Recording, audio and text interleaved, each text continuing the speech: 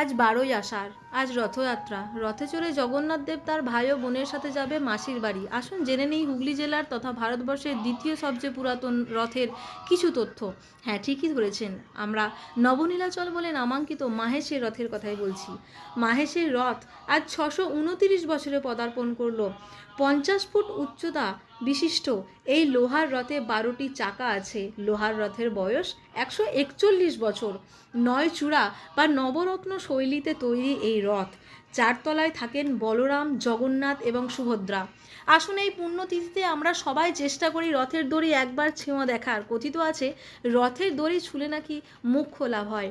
তাই আসুন আজকে সব শেষে সব ভুলে আমরা সবাই একসাথে বলি জয় জগন্নাথ, জয় জগন্নাথ, জয় জগন্নাথ।